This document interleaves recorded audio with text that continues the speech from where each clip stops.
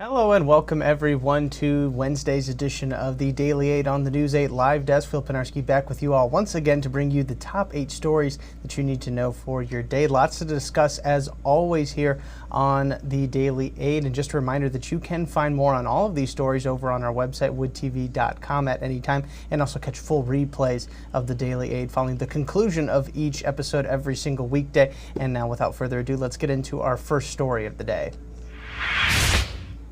Authorities in Kalamazoo say that a teenager was shot and killed late last night. According to the Kalamazoo County Sheriff's Office, deputies received multiple reports of shots fired on KL Avenue in Oshtemo Township just before midnight yesterday. When deputies arrived, they found a 15-year-old boy suffering from a gunshot wound. They were taken to a nearby hospital where he was later pronounced dead.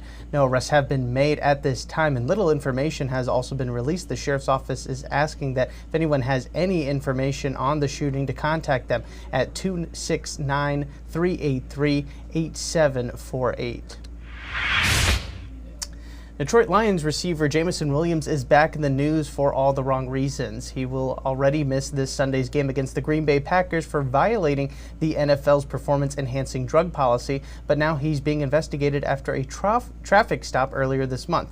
A report from WXYZ TV in Detroit found that Williams and his brother were pulled over back on October 8th for speeding in Detroit. They told officers during the traffic stop that they both had guns in the car, and while Williams' brother had a concealed pistol license, Williams did not. Williams had told the officers he was a member of the Lions multiple times, and one supervisor who reported to the scene later can be heard on camera calling another member of the Detroit Police Department before letting Williams go. An investigation is now underway for both Williams and the Detroit Police Department.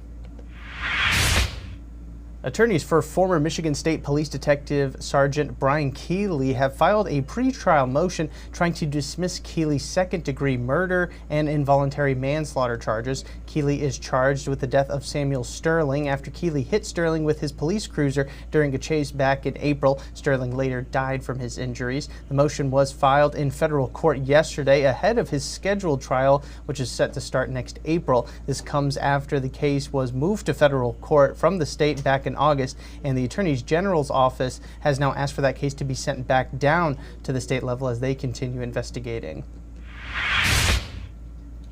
And we have a development and a mystery that takes us all the way back about 15 years ago. On November 11th, 2009, construction workers discovered human remains at a construction site near the Hoover Dam.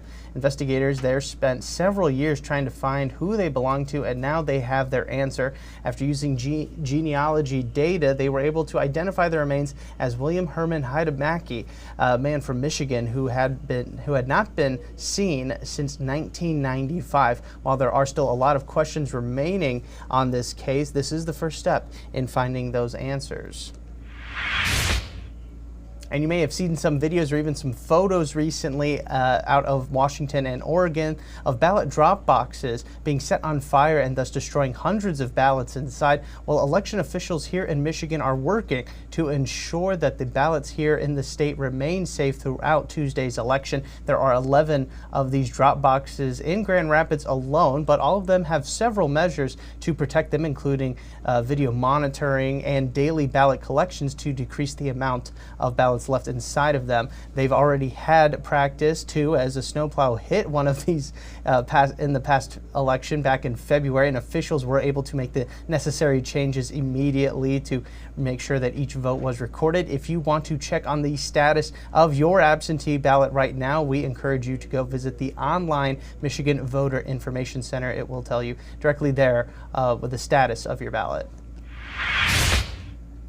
A historical staple in Grand Rapids has recently been listed for sale. The Litgr Venue in downtown Grand Rapids has been around for about 137 years and used to be the Ladies Literary Club before converting into an event space. The building is nearly 7,000 square feet, and the current owners are looking for around $900,000 for the space. While they wait for the sale, the owners say that the building remains operational for the time being, and now for the next 6 months. All planned events have not been impacted by this decision. We have a full story on the listing of the building, as well as a history lesson and kind of learning a little bit more about the building itself. You can read all about it inside our story on woodtv.com. Let's take a step aside now and get you a look at your forecast as we approach the Halloween festivities tomorrow. Here is Storm Teammate meteorologist Scott Larson. We're set to be back in record high temperature territory this afternoon. We'll have increasing clouds as we check things out in Grand Rapids. The wind remaining very strong today, especially near the lakeshore. That's where we expect gusts upwards of 45 miles per hour. A wind advisory continues there until 4 o'clock this afternoon. Here's a preview of our afternoon highs. Those are likely to land in the middle to upper 70s, challenging record highs across West Michigan. An afternoon high of 78 in Grand Rapids. The previous record is 79 degrees set back in 1950.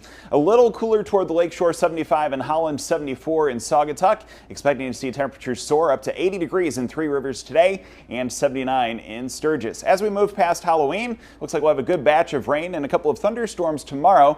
Some more seasonable conditions, mid to upper 50s favored for the weekend. All right, thank you, Scott. We end today's show with this incredible photo recently captured by NASA. It truly shows the changing fall colors all across the state of Michigan, from the UP down to the Michiana border. This is from NASA's Earth Observatory, taken back on October 19th. While this is a beautiful sight, I don't think this photo can really be what we've been seeing here right on the ground. And hopefully we get a little bit of a longer stretch to check out all the fall colors as we continue to stave off those colder temperatures. And that's all good news, because Halloween is tomorrow. And a reminder to everybody watching that if you are still looking for a fun event to enjoy the season, or potentially looking for those very important trick-or-treating times for your specific neighborhood, well, you can